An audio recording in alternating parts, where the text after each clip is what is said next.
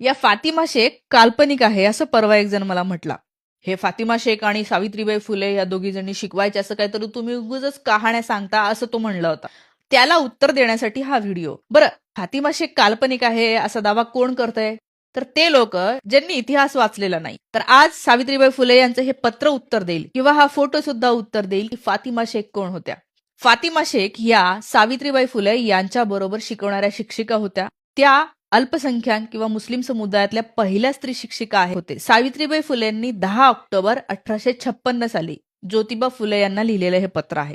सावित्रीबाई फुले याच्यामध्ये त्या आजारी होत्या असा त्याचा उल्लेख आहे. आणि सावित्रीबाई फुले आजारी असताना इकडे ज्या शाळा होत्या पुण्यामध्ये, ज्या या दोन्ही दाम्पत्यांनी सुरू केलेल्या होत्या, त्या शाळांमध्ये फातिमा शिकवत होत्या. आणि त्यामुळे सावित्रीबाई फुले असं म्हणतात की फातिमाला सध्या त्रास होत असेल पण ती कुरकुर करणार नाही. ह्या पत्रामध्ये पॉज करून वाचा, तुम्हाला दिसेल. सांगा, पत्रामध्ये नाव येतंय तरी ही व्यक्ती काल्पनिक.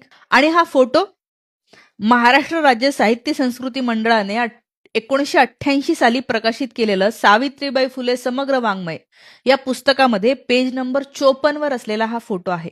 याच्यामध्ये स्पष्टपणे म्हटलेलं आहे की सावित्रीबाई फुले आणि फातिमा शेख. आता महाराष्ट्र राज्य सरकारच्या पुस्तकामध्ये सुद्धा फोटो छापलेला आहे.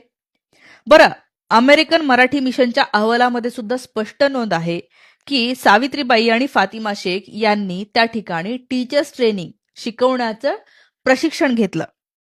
अहमदनगरच्या प्रशिक्षण संस्थेमधून शिक्षण घेऊन स्त्रियांच्या शिक्षणासाठी या दोघी जणी काम करत होत्या. अमेरिकन मराठी मिशनच्या अहवालामध्ये स्पष्ट नोंद आहे.